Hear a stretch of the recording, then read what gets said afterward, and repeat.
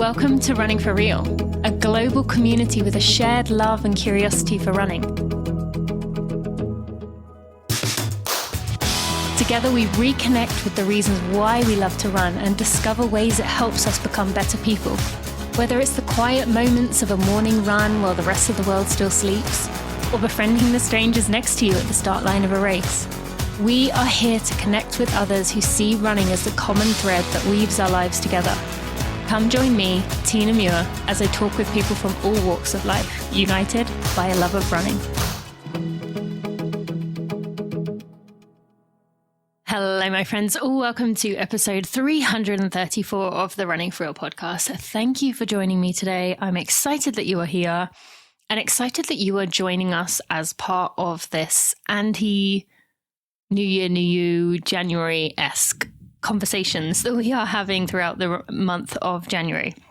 Typically around this time of year, and I am well aware of plenty of this going on right now. I actually was just in the chiropractors when I heard them talking about some kind of laser weight loss tool that just made my whole body tense up in frustration. But there is so much of this messaging around, and I wanted to spend this month of January in flipping that, in saying that not only do we at Running for Real not agree with that messaging, but actually we want to show you examples of people who maybe have been sucked into that culture, and I definitely have, and my guest today definitely has, but that there is a healthier and a stronger and a more beautiful way of living, and that the journey to get there is difficult and filled with challenges and challenges everything about who you are. But that coming through that the journey of working through this is what helps us to become the best version of ourselves. And when I say that, I don't say that in a new year, new you kind of way, but like a wholesome, long-term, lifetime love of yourself, or growing to embrace who you are, that we are all striving for. So who am I bringing on today? Well, I am excited to welcome Allie Ostrander to the podcast, who is a professional runner. She was she won the NCAA steeplechase in 2017, 2018, 2019 for Boise State. She is a pro runner who has been very vocal and very honest about her journey in recovery from her eating disorder. And today we're going to talk about that decision, about some of the things that she has been working through, but also getting to know her as a human more, because while she has run in the Olympic trials, while she's run 9:26 for the steeplechase and finished 8th place in that race and done all these amazing things, she's also a human underneath. So I hope this episode is going to show you that, yes, you can work on becoming a better human, but at the end of the day, we are just humans underneath. One final thing I want to mention is that you will hear me referring to a Red S program or recovery resource that is coming at the end of the month. On February 6th, well, I guess it's not the end of the month, it's the beginning of the next month. On February 6th, we will, at Running for Real, be launching this Red S recovery resource, which will be available on YouTube. I encourage you to go subscribe to Running for Real on YouTube. We will have 50 videos dropping with these experts answering the questions that tens of thousands of people have asked me, not tens of thousands of questions, 50 questions, the most common questions that people have asked me. And then we will have a recovery resource that is a private group. I encourage you to go check that out. There's lots of link in the show notes, but you will hear me referring to this with Allie, and I just wanted to give you some context. So let's go meet Allie. I am excited to introduce you to and to welcome Örlö to our list of partners here at Running for Real. I am very excited to connect you to Örlö and tell you a little bit about them today. So give your health and your immune system a boost with omega-3s and ultra spirulina from the world's most sustainable grower. Örlö grows algae in pure sustainable abundance with zero pesticides or environmental pollutants in their first of its kind aquaculture plant house in Iceland. Their products are better absorbed for better results. This means you get all the benefits of omega-3s from heart health to brain health, immune system function, without those fishy burps or the nasty aftertaste of fish oils. Their polar omega-3 structure boasts 3 times the absorption over fish or other algae oils. Örlö is the future of nutrition. Omega-3s, pure plant protein, and micronutrients that provide all the benefits without damaging the Earth's ecosystems, so people and planet can thrive. Now, for obvious reasons, you can see why Örlö is a perfect match for us here at Running for Real, but also for you as you continue to make choices that consider the environment, consider your community, consider the long-term effects, and your long-term health. And that is one of the reasons I have really been enjoying Örlö. Now, first, I want to let you know that right now, Örlö has a New Year bundle going on right now. That's a 2-month supply of the omega-3 of your choice plus the immunity boost for $90 and free shipping. But if you use code TINA10, you get an extra 10% off at checkout that gives you an all-in discount of up to 37%. But I want to tell you a little bit about that immunity boost I just mentioned right there. So they have this immunity boost oral spray, which has the ultra spirulina, and combines it with naturally occurring B12 in its most bioavailable form. It's got a full spectrum of B vitamins and a full dose of vitamin D3. So it's got this powerful formula that's going to support your immune system function and give you natural energy. Now, over the Christmas holiday period, I had a really nasty cold hit me hard from the girls. It hit myself and my dad. And I really found I was not improving. It wasn't really getting much better day after day. Took this immunity boost. I really enjoyed using it every day during that recovery period, and it was great to see that my health started coming back and I started to feel more like myself. So for you as a friend of mine, you can go to orlonutrition.com/discount/TINA10. But the easiest thing you can probably do is go to orlonutrition.com and use code TINA10 for that 10% extra at checkout on top of that special offer they have right now. So I'm going to spell that out for you. That's ORLO, orlonutrition.com, and use code TINA10 at checkout. Enjoy! Allie, this seems so long overdue, but welcome to the Running for Real podcast. Thanks for joining me. Yeah, thank you. I think this was actually the first running podcast I ever listened to. So thank you. That is a huge honor. And we recently realized that we've been kind of quietly admiring each other for many years. And we finally have taken that step. I don't know, maybe I think we're like edging towards friends. So maybe by the end of this, we can officially call ourselves friends. But I'm excited to get to know you. And I have to ask, I see you're wearing a St. Louis Rams shirt, which yes. They don't exist anymore, right? No, they're now the LA Rams. But, yes. I've been a longtime fan. So I liked them back when they were in St. Louis. How did that even, tell me how that came about. It's just mainly my dad. So my dad is like a huge Rams fan, and that's like a bonding thing for us. I also am a Rams fan. And like when I was little, he took me to some games and stuff. So is he from St. Louis? No, it also doesn't make sense that he's a fan because he's actually from Alaska as well. Grew up there his whole life. But when he was little, he was choosing a team because, there isn't a team in Alaska. Yeah. And he thought the Rams helmet was cool. So that's kind of like if you've ever seen, well, they do this a lot more in England, but you may have seen it. It's like, I don't know, the Kentucky Derby Day or something, like picking a jockey based on the color of their, they have all those colorful shirts. Like they might have like green and purple diamonds or like red and yellow polka dots or whatever. Yeah. It's kind of the same thing. So I like that. Though the same as when I would pick a bracket for March Madness, it'd be like, oh, I like something about them, or like, oh, that's cool, so I'm going to pick them, and rather than actually. Yeah, when I'm going through March Madness, I'm often like, well, their team did pretty good at NCAAs for cross, so I put them ahead. So yours ends up looking like the how close does that end up coming out then when you do that? 1 year I did remarkably well in like the first 2 rounds. Like I think I was like 98th percentile. Wow. But then it really went downhill after that. I think every team lost. So That's fun. Well, I love how everyone who doesn't know and obsess over basketball has their own weird way of picking randomly, but also trying to make a guess. So being competitive and trying to make a guess that will maybe get you somewhere. 98th percentile was quite impressive. So cool.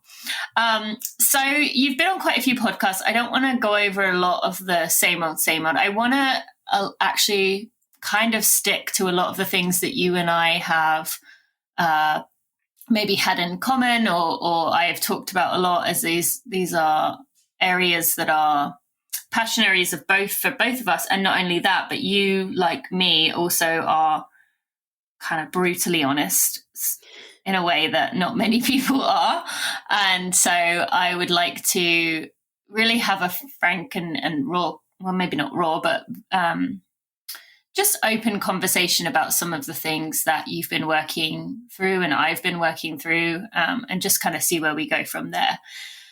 So I want to begin with high school, and you were kind of the definition of a phenom at the time. You really rose up the ranks. Everyone was talking about you, and being in Alaska, you were quite physically separated from the other states in the US. Was there a moment specifically you remember recognizing, like, oh, wow, I have something really special beyond just being in Alaska, separated from, the other 49 states?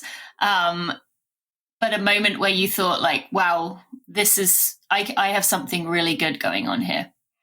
Yeah.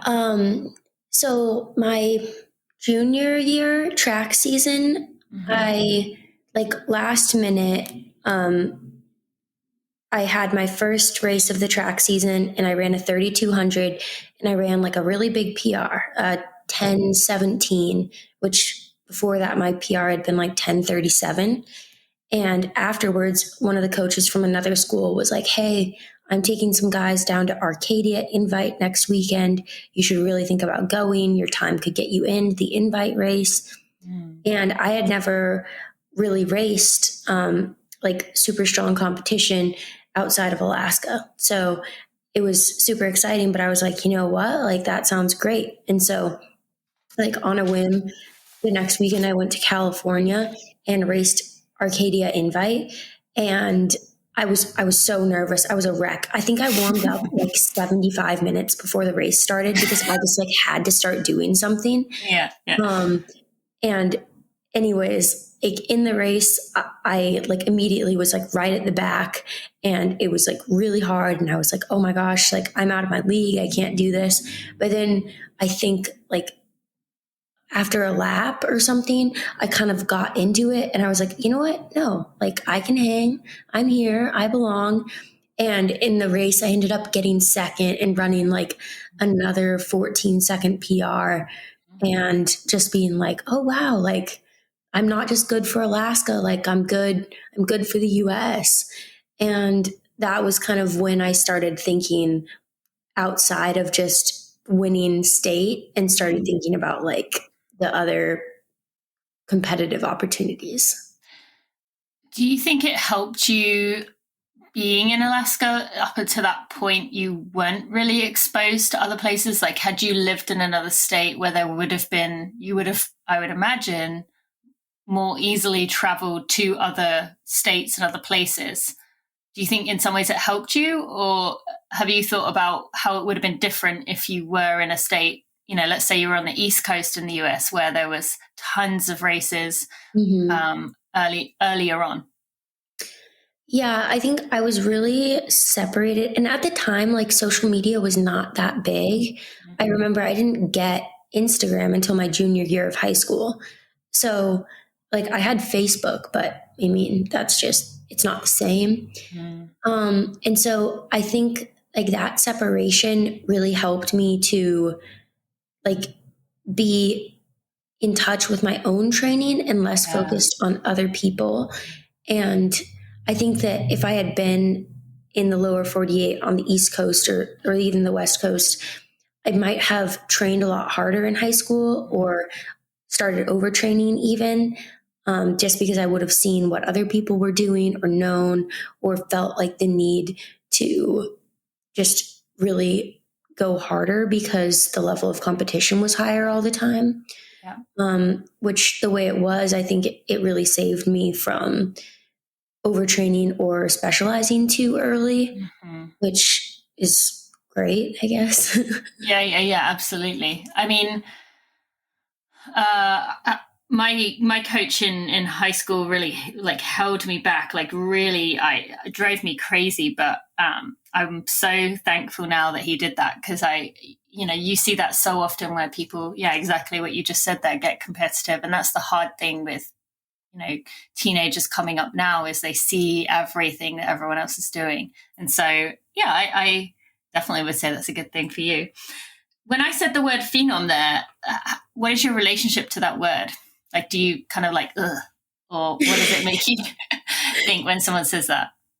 Yeah, I mean, I think it's like, it's fine. I guess I just think the word phenom puts like a lot of pressure on someone, like a Mary Kane or a Caitlin Tui or an Alexa Ephraimson, like saying that they're a phenom puts this like expectation that like they have so much like natural talent, they have this gift, and like, ooh, will it pan out? Like, will they continue to be better? But like, I remember at the time, like people calling me a phenom, it didn't really bother me at all. It was just like, okay, like basically it just means I'm doing well right now.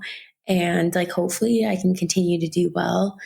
Did I you mean, have a nowadays, hopefully at the huh? time, or what did you think? Hopefully, I can continue, or was it like, well, of course, I'm going to continue to do well? Well, I knew that I would always continue to train really hard and do everything I could to be successful. But even at that age, I realized that like that isn't always everything, Like, I think at a really young age, you're told, like, oh, work hard and you'll get what you want. And it's just like, that is such a lie. And I mean, by the time you're at the end of high school, you're starting to realize it's a lie. And then the rest of your life, you just realize more and more.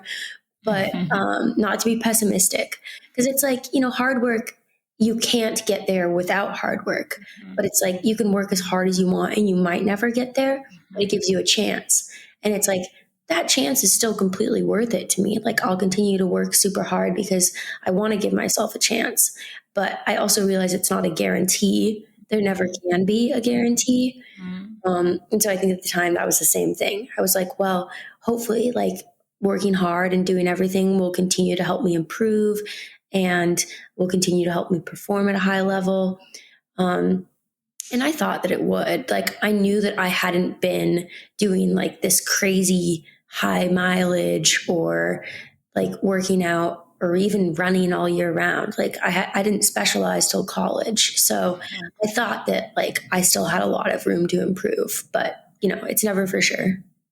Yeah, absolutely. On the point of working hard, I think one thing that listeners will be interested to hear, I mean, or maybe this won't surprise you, but I think as runners who have talent, even whatever level of talent that is,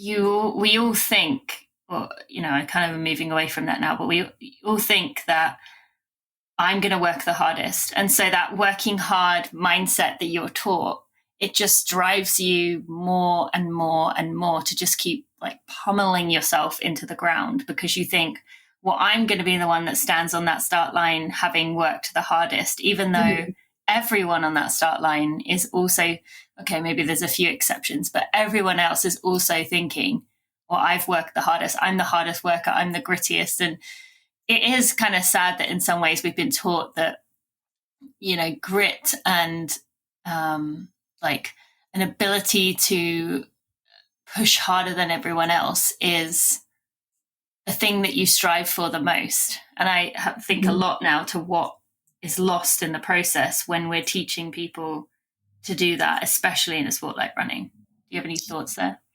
Yeah, I think that there's obviously something to be said for being dedicated and also like having that mentality of, oh my gosh, I'm going to work so hard that when I stand on the start line, I'm very confident and I know I put everything into it. Like, you need to have some level of investment in your performance. And I think that the hard work and dedication is that investment, and it makes it all worth it, I guess. Like when you're racing, obviously it's going to be very hard, but you're like, well, I worked really hard so that this being really hard could be at a slightly faster pace. So like, I am super invested in this. I need to push through and hang on here. And if you're not as invested, if you haven't put as much into it, I think that motivation drops. But I think that the overemphasis on hard work and the underemphasis on talent, or like the underemphasis on intentionality, can also be harmful. And you see that a lot with like tempo runs in college. I feel like a lot of people don't run tempo pace, or they don't run threshold pace. Like they're just running hard to hit a pace that's given to them because, everyone in the group is supposed to run the same pace. But it's like, that's not necessarily serving the purpose that you want. Like we want adaptations to the lactate threshold, but if you're past that threshold when you're running, then you're not even achieving the goal of the workout. And you could work really hard, but that doesn't mean that you did a better job achieving that goal. In fact, it means you did a worse job. Yeah. And so I think that there has to be attention paid to aspects of training other than just the hard work. But I obviously would never want to take away from that. Like I myself, I pride myself as someone that works hard, and I think a lot of runners do. And that is definitely valuable, but it's not everything.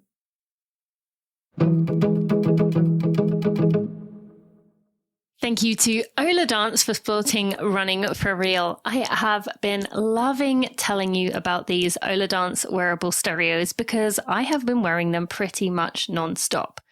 Do you want to know my actual favorite feature is? I'm going to tell you about all the different features today, but my actual favorite feature, which is such a 2023 thing to have, is that the case that you put them in, you put them in there to store them between uses. You snap the case shut and the Bluetooth cuts. And as soon as you open the box again, the Bluetooth connects. It connects immediately to my phone. I love that I have that ability to just turn it on and off, just as simple as opening and shutting the case. And it fits so nicely in there. It's such a nice carrying case. So that's just a little side weird note that I have. And you will know, if you know me well, that I always have these little funny things that I notice about products that I really enjoy. And it's just kind of a simple thing. So today I want to tell you about these truly open ear earbuds. These sit on the outside of your ear so you can hear other noises. You can be on a run, and I've tried these on many, many runs. I can hear squirrels rustling in the leaves. I can obviously hear cars going by. I can hear people talking, but I can always also hear my music or my podcast with crystal clear quality. I was recently listening to Kevin Hart and Jay Shetty on Jay Shetty's podcast, and it was so interesting, and I felt like I was in the room with them. It really was a beautiful experience, and I loved that Örlö gave me the opportunity to do that. These earbuds are waterproof, they're sweat-proof, they leave you with zero hearing damage because they are on the outside of your ear, and they are very comfortable. There's not that earache inside your ear or on top of your ear. They don't give you that vibration that feels like it's rattling your bones on the inside. It doesn't matter if you are running and you slow to a walk, or it doesn't matter if you are using the vacuum and you turn the vacuum off. I very rarely have to adjust the volume levels. It just is a comfortable fit that is clear quality and also great for phone calls. I've used it for many different phone calls. So you won't lose track of what's happening around you. It will keep you safe while also allowing you to stay in the moment. And it's made for people like you and I. So you, as a friend of mine, can get 20% off by using code TINA at örladance.com. That's OLADANCE.com. Or you can go to örladance.com/TINA. That's OLADANCE.com/TINA to save 20% off your Örlö wearable stereo. Check them out. For sure. I think it feels good to recognize that during those high school years, in the Mile Split documentary, little short film, I suppose, made about you. You talked there about being in 5th grade when you started to pay attention to like eating and how you were trying to prevent the, female changes that happen during puberty. And Lauren Fleshman goes into a lot of detail in her book, Good for a Girl, about this and doing a similar thing, which is something that I think for most people listening might be quite surprising to hear about, that elite athletes or high-level teenage athletes even think about this. But when did it shift from, was it always a mindset for you in high school at least, that it was about performance? I just want to run as fast as I can. Or did it at some point shift over to a physical, like what I look like, even if that meant sacrificing a little bit of performance? No, I think for me, it was really always performance. It was never about having a certain look. I think once you're far enough down that road, you definitely start to identify as being like the smallest in the room, or, people call you skinny, and you see that like that as a part of yourself, as opposed to just like what your appearance is. But for me, it was always, always rooted back to performance. And of course, over time, like the little decisions you make around food and the control you have over it starts to become really habitual and is less of a decision every time. It's just like, oh yes, this is what I do. But for me, all of those little decisions I remember back, like, were rooted around running and performance. And like, I remember being in, 7th grade and leading up to like track meets and stuff. I'd be like, well, I have to eat really healthy this week. I can't have any dessert. I can't have this, and like throughout the track season, that would just get like more and more strict, because I was like, well, I really want to run well. I really want to be my best. I really want to know when I'm standing on that start line that I did everything. And all of a sudden, like, doing everything also includes like limiting yourself from all these foods and tightly controlling your diet. And I mean, at that young of an age, it's just like kind of crazy to do that. Yeah. Was there a little voice in your head at that time that said something was off, or not at all during that period? I think that I didn't have any of those alarm bells until probably freshman year of high school.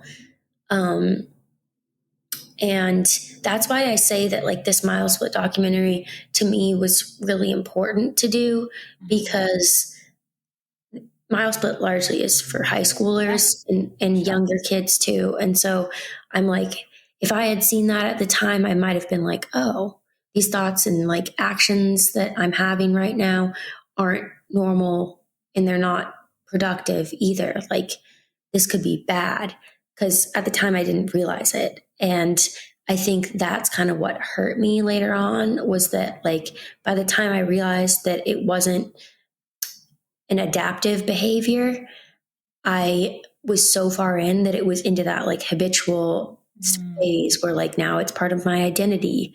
Now it's like ingrained in my brain, and now it feels really wrong to do anything different. And at that point, I didn't think it was bad enough to fight back against the feeling of it being wrong to go against. And so I just never changed fully, at least. So then from that moment, were you wrestling these thoughts continuously because you knew that maybe you weren't getting enough fuel? And yet the eating disorder was telling you, no, you need less? Or what happened after you recognized that? Yeah, so my freshman year of high school, like at state cross country, I was favored to win. I had won every race by like over a minute, but I ended up like collapsing during the race. And I think afterwards, we didn't really know why, but I went to a children's hospital in Seattle to kind of get some tests and stuff done. And they basically found out that like I had really low iron, and then my thyroid hormones were off, and like a few other little things. I think like my cholesterol was a little high. And it's like, looking back, it's like these were all like super big red flags for like eating disorders. But of course, at the time, the doctors were just like, oh, well, I think maybe you need like this medication, or you need to take iron, you need to take it twice a day and like do this. And they asked me, okay, like what do you eat normally? And I told them, and they were like, oh, that all sounds good, really healthy, because it's not like I wasn't eating. I was, Yeah, but it was just like yeah. not enough, Yes. especially for what I was doing. And, I hadn't had my period, and that was never like a concern to doctors, like for literally years. Like I never So lied to a you doctor. you hadn't started your period at that point, and they didn't. Yeah. And it wasn't like any sort of concern to them. And the same, and so I was just kind of like, well, I guess, this really isn't that much of a problem. But my sister talked to me because she was at this point very concerned. And I don't really think she knew exactly what was going on, but she was like, Allie, I know this isn't good for you. I really think that you're hurting yourself. And I'm afraid that like I'm going to lose you if you keep doing this. And so like her talking to me made me want to change. And from that point, I do feel like things got a little bit better from like an eating side of things for me. Like I did make a concerted effort to eat more, but it still wasn't enough. Yeah. And I wasn't motivated to change further because, like the doctors weren't telling me that I needed to. And so I didn't feel that urgency. And that just kind of like continued through all of high school. Like whenever I went to a doctor and they saw my blood work, they saw, they heard what I was eating, they saw whatever, and they knew I didn't have a period and never had started one. And like, no one was ever concerned. Like, I remember one time a doctor was like, well, maybe you should like use my fitness pal just to make sure you eat enough, And I was like, so then I had to start tracking my food like every day. And I was like, and I remember like when I was tracking it, seeing it, like then that stressed me out even more. I was like, oh no, like maybe I need to eat less because my fitness pal was telling me that I was eating enough. And so I was like, oh, maybe it should be even less than this then. And so, yeah, it was just like, I don't know. I'm not trying to blame anyone because it's not anyone's fault. Like, obviously, this was a much bigger problem than one doctor. But I just feel like, there were some red flags. There were some large red flags, and nothing was ever really done. And you're right. Like this is a societal problem. This is there are conversations happening now about how, it is baked into everything. Everything. We see it from every angle, especially, on TV, in magazines, newspapers, on social media. We just see it everywhere that this is, it's just pushed on us if this is what it's meant to be, and health. And, but that said, you're right with the doctors. And I know, I've talked about this endlessly, that, I mean, I'm creating this Red S recovery resource, and that's my primary driver. This is because it's the same thing. I went to doctor after doctor after doctor, and they'd say, well, stop running. And I'd say, well, I can't do that. I'm on scholarship. Like, I can't go to school if I don't. Like, this is not a choice.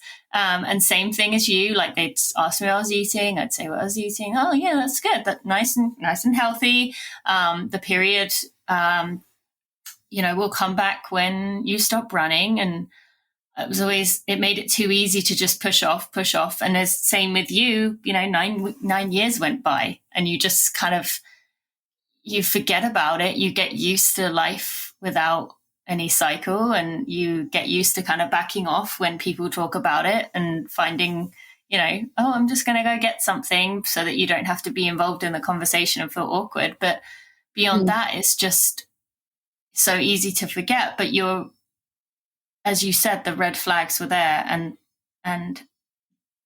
doctors, while this topic is not maybe going to be a passion area of theirs, that could have easily been a place to at least have some kind of conversation about maybe, is there a dietitian you could go see, encouraging you to go see someone else, or me go see someone else. So I don't think you're blaming, but I think it is important to bring up, because it is one I hear of, and probably you hear of endlessly. Like, I'm talking thousands of people have had the same situation of a doctor not picking up the red flags, or literally saying, we'll stop running and then that'll figure it out.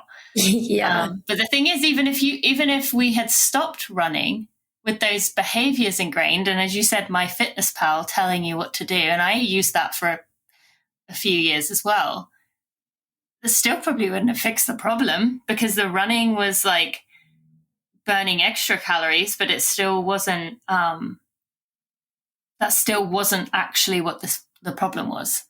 Yeah. So, yeah. And like, I think also, like you said, it's just like, it's so deep, it's so far into society, like that there just isn't quite like an awareness or an acceptance of like some maladaptive behaviors. Like, they talk about diet culture, but it's deeper than that, like it's into medical school. Like, people just I don't think they have the proper education to understand and be able to spot out like eating disorders in young girls, and like, I'm sure there's tons of other stuff that they don't have time to fully teach in medical school, but it's like, it's just, it's tough, like when you're young and you're not going to see like a sports specialist or a dietitian, like you said, it's like your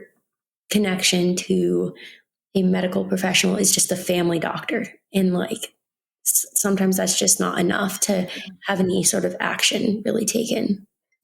Yeah. Well, thank you for sharing that. Do you think at that point in high school, you said about that mile split, do you genuinely think, had you seen that might have, provoked some kind of change? Or could anyone have said anything to you at that point? Like, you of 2022 came along and happened to see you of, I don't know what year that was, but 15? 2010. 2010. Okay. Yeah. Had happened to see you come along. Do you think? Yeah, so I think like seeing it once wouldn't have done it. I think it would have had to be like something that was repeated over and over again. But I think that would have planted a seed, and then maybe like could have enacted change. But that's like the problem with advocacy, like it can only do so much. Yeah. But when there are like I feel like now there's a group of people that are advocating and really trying to spread awareness. And that's when it becomes powerful, because I don't think the first time hearing the message would have gotten me to change things. But maybe like the 10th time I heard it, it really would have stuck. And I think that's why, like in that mile split documentary, I was trying to talk about like all of the negative consequences that you see down the road that I didn't realize at all at the time.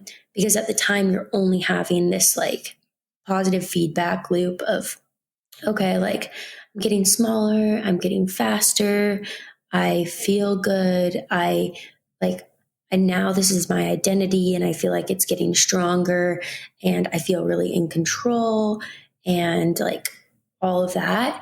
And it even becomes like a coping mechanism and like emotional regulation. And so it's like very ingrained and central to like all your elements of being. And um, if so, at the time, to me, I was like, well, people say this isn't good, maybe, but like it's all positive.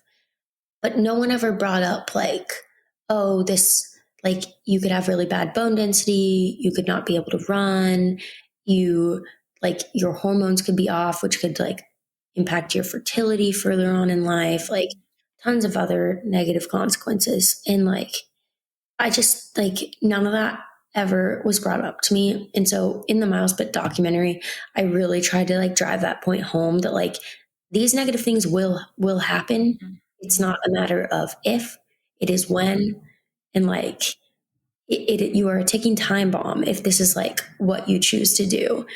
And I think that is the message that like if I had heard it when I was in, fifth, sixth, seventh grade, maybe if I had heard that, it would have changed things for me. Because like just hearing, oh, you need to eat because it's good for you and your overall health. By the time I would have been like, screw my overall health. I want to run fast. But like, it's not just that, it is your running. Like, you are putting a cap on yourself. Yeah. If you choose to restrict your eating and not fully develop, because you're not just not developing your body, like you're not developing your bones, your muscles, like any of that. So it's like, yeah, I think if I had heard that maybe 10 times, it would have made a difference.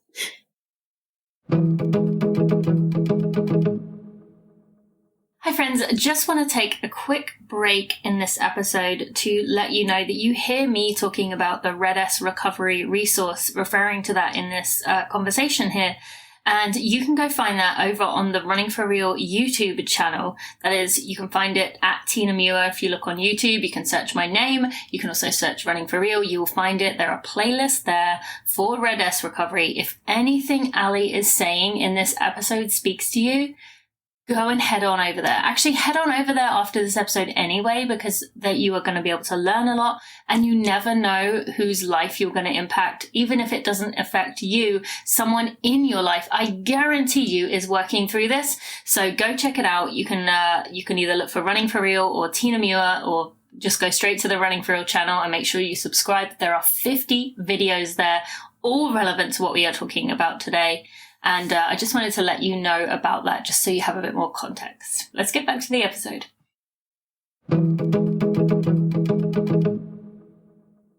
It is interesting. I reflect over this a lot, as I still get multiple emails every week about this. And a lot of the people that reach out to me, and I'm sure the same with you, are high school girls.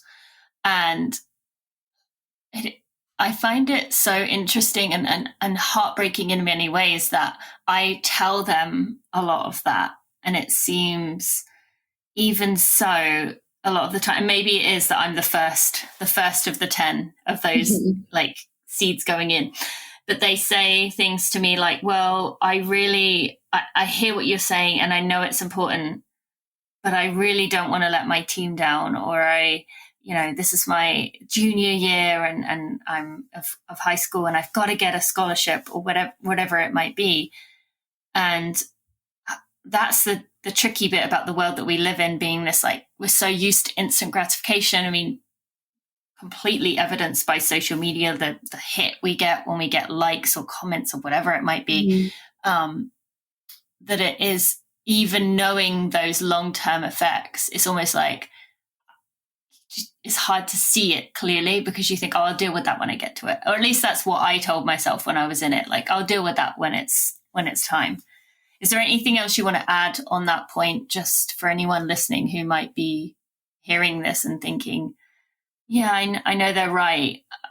I just don't feel like they'll be okay. I'll work through it when I get to it.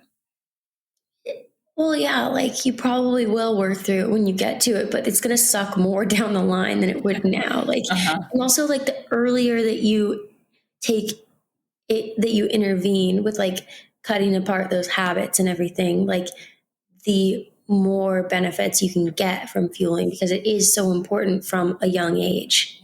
Yeah. So true. Thank you. So you went on to run for Boise State, had a very successful career there. What did you notice about the culture that then suddenly you were in amongst all these other schools, traveling often, going to meets often, around your teammates? And did that kind of help the situation that you were working through of trying to, fuel yourself, run the best that you could? Or was that culture, seeing other women who were successful, more harmful to you in some ways? I think freshman year was very harmful to me in a lot of ways, just because, first off, I was stressed and I was nervous. I really wanted to perform well.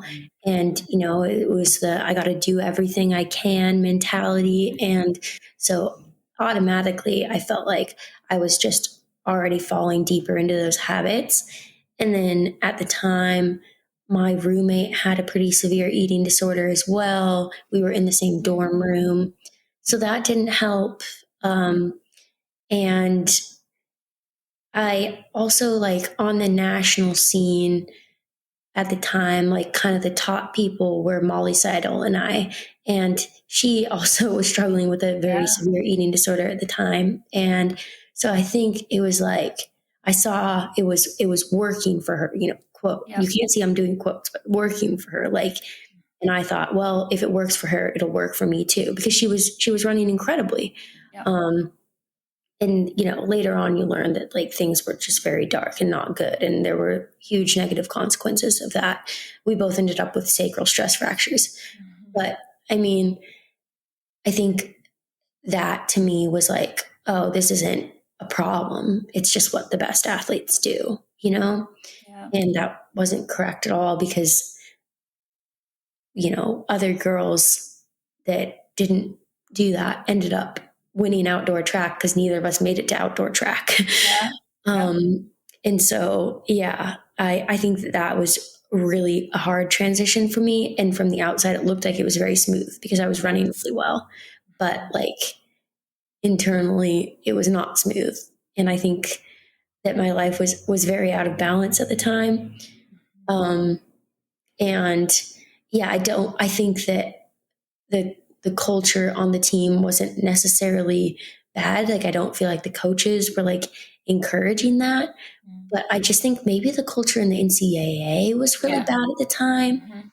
Or something, I don't know, but I know that, like, so many girls on the team ended up with eating disorders, and it was like, you didn't even realize how many people it was at the time, because it all seemed normal to everyone else.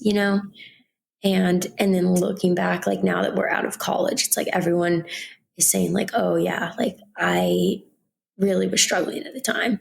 And you can look at, like, your top 7 and be like, oh yeah, like 5 of us had eating disorders, so that's normal. But unfortunately, it is normal. I don't think that's the exception. So no, I think that going into college, it was definitely, like, up until that point, I had been, like, very, very slowly, but very, very steadily making a little bit of progress since my freshman year of high school. And my freshman year of college kind of plunged me, like, right back there. Yeah. It's interesting you say about, so many on your team had it, and it was kind of the culture. And I very much, I have a lot of guilt over some of the things that I did to, maybe not encourage that culture, but I remember making comments to teammates like, so embarrassed I used to say this stuff. I just feel like shame about this, but I think it's important to talk about, like, that not only was this encouraging things, but it was also, like, bitchy, in that I remember saying to a teammate, like, is that all you're eating? Like, at a salad, but then internally thinking, haha, like, if I get her to eat more, then she's eating more than me. And how messed up that is, that I was thinking that. And, like, I think you're right that it was just, I can't say about now. You are volunteering at Seattle Pacific, so maybe you can give some insight. But I think at the time it was very much a normal thing to do. And it wasn't the coaches pushing it on anyone. It just was the way things were. And you would look at the top of the NCAA at any of the 3 levels, and you would see the same body shape at the front every time. And so, of course, it encouraged people to keep following that. Oh, that must be the way to do it. Mm-hmm. Do you think it has come anywhere since then? I just really don't know. It's so hard to say because, like, you can't tell if someone has an eating disorder just by looking at them.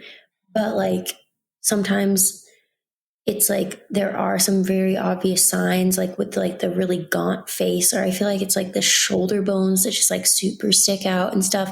It's like you don't want to focus on the aesthetic of it, because eating disorders aren't a physical illness. They're a mental illness with physical repercussions, but, like, it's still, like, So it's hard to say because it's like, you can't just see like a thin runner win and be like, well, eating disorder, because maybe she doesn't have one. Like maybe that's just naturally her body, because that does happen. Like I had teammates that had, like, from my perspective, like great relationships with food, that were thin and had like a pretty typical like runner's body, but like it's just tough to say. But I think it's getting a little bit better, just because there is so much more awareness, and like there's a lot more of like a negative stigma around like having just a super strict relationship with food, I guess I would say. Um, but I don't know. It's just like, it's been what, like 3 years since I left college. Like it's going to take a lot longer for like that culture to change, since it was, but it was so bad. So I think it is slowly changing, but like I said, it is still hard to tell. Yeah, absolutely. I mean, we're going to be probably dealing with the consequences of this for many years, and I'm hoping this resource is going to be part of it, as are the videos that you do. And I want to talk about your YouTubing and being a YouTuber, and on a, you know, slightly more positive note, or like maybe not so deep note, in just a minute. A few more things before we do move on. You ended up finishing 8th in the Olympic trials while you were in college, and you know, you talked about that kind of being, you know, good. You were happy with that, but you still felt like you could have done better had you been training, because you were injured before that, leading up to that, going into that race. How does that sound now when you say that to yourself, that you finished 8th, you know, while you were still in college at the Olympic trials? Do you have a different relationship with that result now? I mean, I made a YouTube video about that, and still, even in the YouTube video, I said I was disappointed. And like looking back, and at the time I felt happy with it, but like because of the circumstances, and I just wished the circumstances had been different. Mm-hmm. Like, so yeah, looking back, I'm impressed. But I don't wish that I did better, because I wish that I had, like, this sounds weird, but like I wish that I had just been forced to like confront the reality of my situation sooner.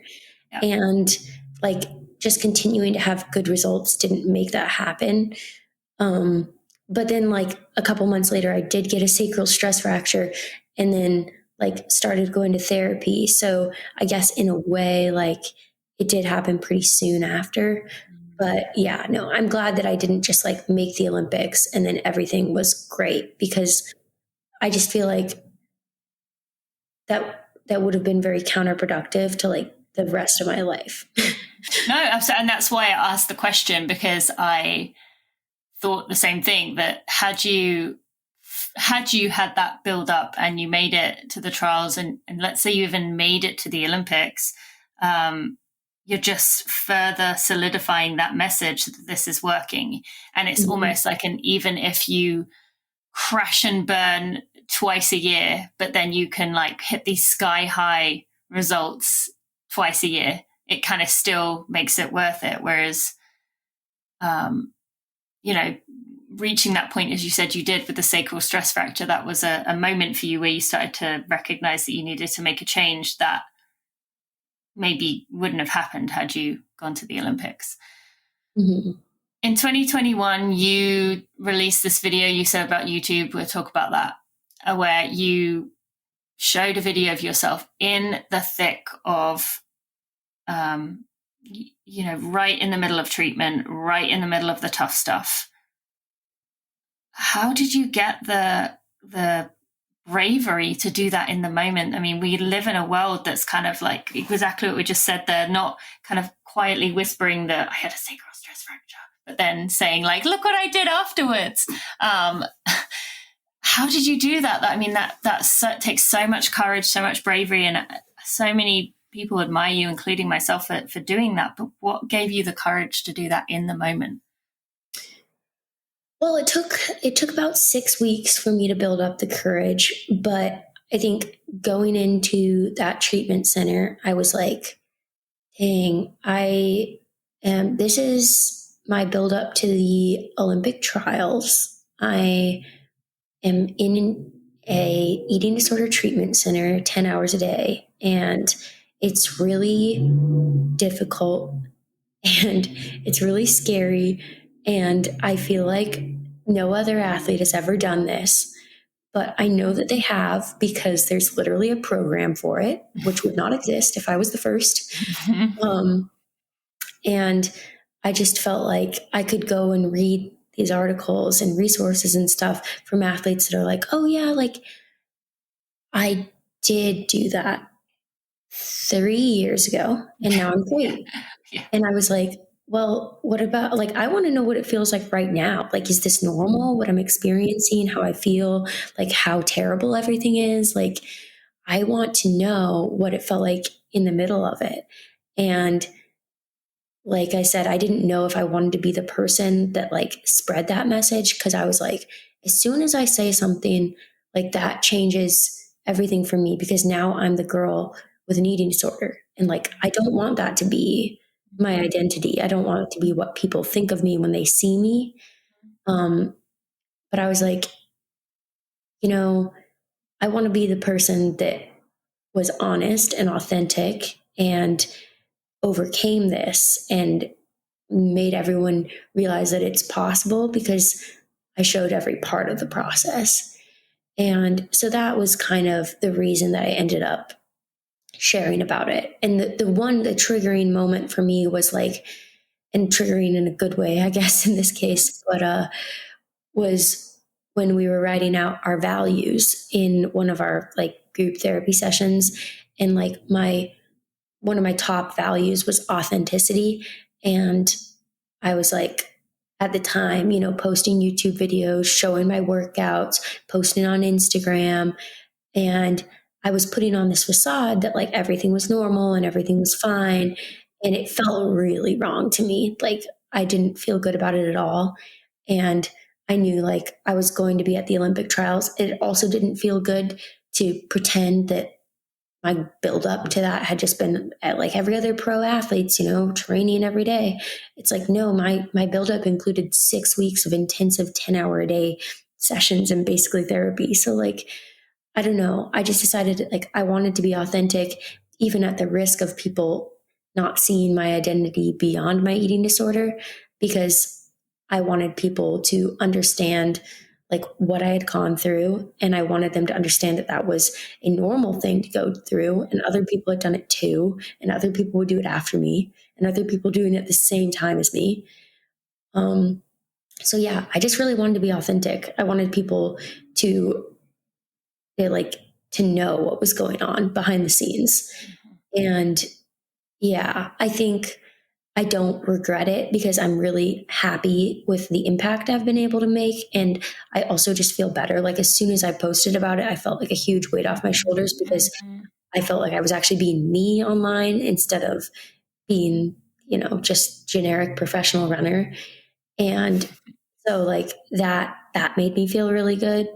And I also feel like I was so scared that people would only see like my eating disorder, but that's not true. Like they still see all the other parts of me, and people still are like, oh, you're funny.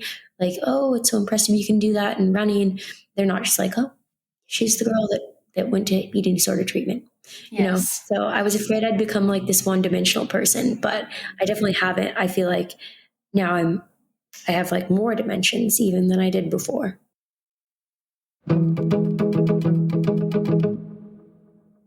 Thank you to Tracksmith for sponsoring this episode of the Running for Real podcast and for partnering with Running for Real. We are so thankful to the loyalty of this incredible company for their support and their ability, and they're giving us the ability to be able to continue with the work that we are doing, which we know is so meaningful, and they recognize it too. Tracksmith is an independent running brand inspired by a deep love of the sport. When gifting the runners in your life or yourself this season, comfort and durability are paramount. Enter the Brighton base layer. Yes, my favorite. I talk about it all the time. I have the same ones that I've had since 2018 that are in exactly the same condition. They last well, and that's the number one thing we can do environmentally to be thoughtful with our purchases, especially with that apparel industry, is to get long-lasting, durable items. Okay, going back to what I got off track for a second there. Tracksmith Brighton Base Layer is a mucilin-free merino wool blend that beautifully regulates your temperature and fights odors on the trail and the roads. During the month of December, if you go to tracksmith.com/Tina and you use the code TINA15 at checkout, it will give you free shipping and you will be able to support Rising Hearts, which is an Indigenous-led grassroots organization committed to the heart work in elevating Indigenous voices, promoting and supporting intersectional collaborative efforts across all movements in cultivating community with the goals of racial, social, climate, and economic justice. Now, this is the nonprofit of Jordan Marie Daniel, who you have heard me talk about a lot. And I love that we are able to support them through Tracksmith, through they want to give back to the community. That means so much to me. You can also check out the Elliott Runner, which is their daily trainer that has a PBAX powered there's a PBAX powered trainer inspired by the PEP of New England's natural surfaces. And you can check out some of their other best selling items. But again, for me, if you're going to get anything, the Brighton base is by far and away my favorite. So go check it out. Go to tracksmith.com/Tina to go get that free shipping and to give 5% of your order to Rising Hearts by going to tracksmith.com/Tina.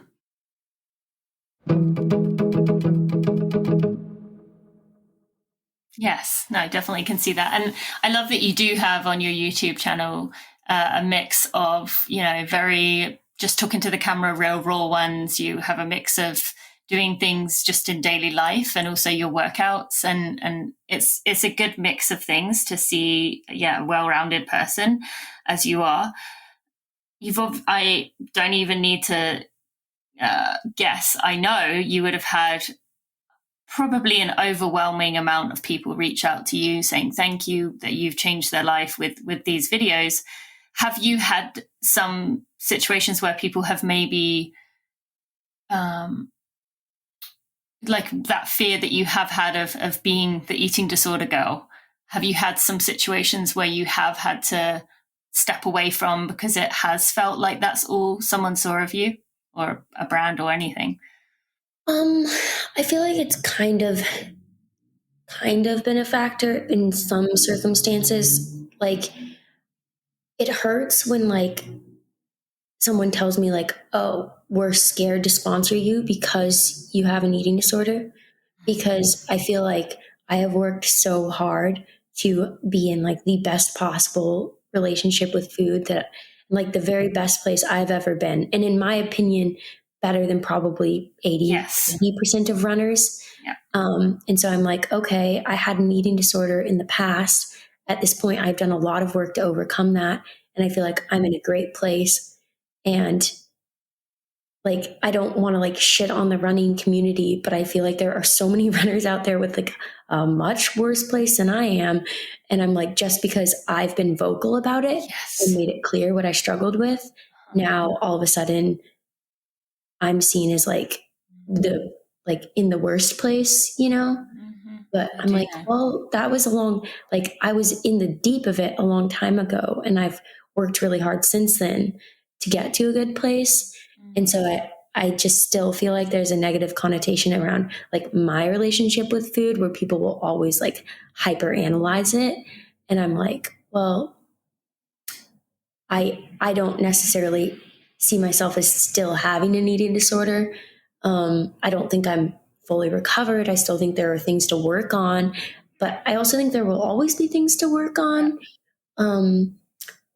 So yeah, I don't know. I think that's the biggest thing for me, is that all of a sudden it's like, oh, well, like she struggles with eating. We need to be really wary of her. And it's like, well, I definitely did at a time. I was the person that you definitely needed to be wary about. But at the time you weren't wary about me because I hadn't been vocal about it.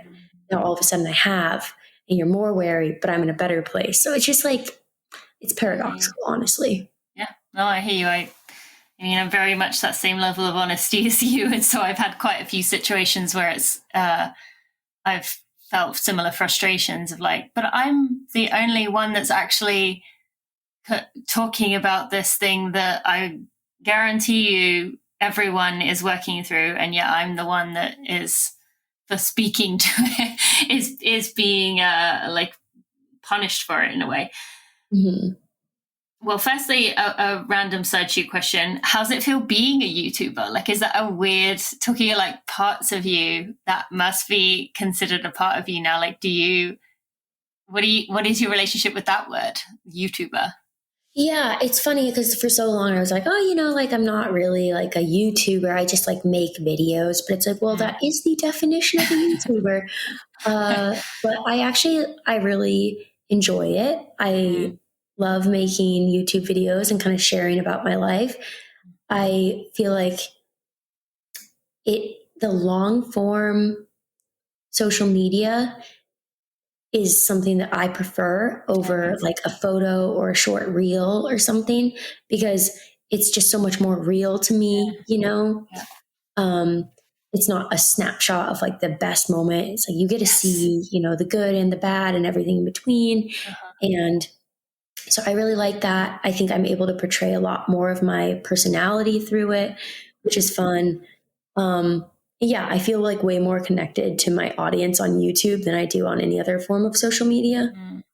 And it's also like I'm able to like kind of have the ball in my court in a way. Like obviously the YouTube algorithm still controls things, but on YouTube, like you can make an income just from like monetizing videos, whereas you don't monetize posts on Instagram or Twitter or TikTok. And so it's kind of cool that like you don't just have to rely on sponsors. You can rely on yourself and just posting and making good content. Yeah, no, thank you for sharing that. And beyond those pieces we've already talked about so far, what else would you say? Who is Allie? Tell us a little bit more about you, whatever you want to share in terms of what you love, what you care about. Obviously, people probably heard that noise just a second ago in Georgie.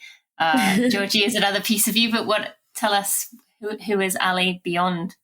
This is your chance to rewrite this. Yeah, well, family is hugely important to me. Like they've always been a really big part of my life. I have a sister, and then obviously my parents, and then like extended family beyond that. But like my sister and parents, like, we're the unit. And I make a big effort to go to Alaska and visit them, multiple times a year, sometimes 7 times a year. That did happen once. Not necessarily the goal. That was a bit much. But yeah, they're like hugely important to me. Georgie, he's my little guy. And then my boyfriend, Spencer, we've been together over 2 years. So he's obviously, the best. I love him. And he definitely just makes me a better person, makes me happier. I think I make him a better person. I hope he'd say that. I'm sure he would. And yeah, I also I love cooking, which when I went through treatment, I was like, I really need to look into this. I need to talk to my therapist about this. Do I love cooking, or do I love being in control of what's in my food? What is it? And I definitely just love cooking. And it's been really fun since recovery to be able to explore more and make different things and not be scared of certain ingredients, and be able to be like, oh yeah, I'm putting 3 sticks of butter into this. It's fine. Instead of being like, okay, what can I replace this butter with? And so applesauce does not give us the same taste as butter. It's applesauce is great, but just don't ever try to tell me it's butter. That's ridiculous. So I really like cooking. I love the outdoors, hiking and biking and fishing. Only with my dad.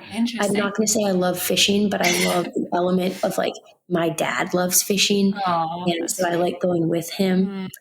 Other activities like skiing or snowshoeing that I would do pretty much just in Alaska.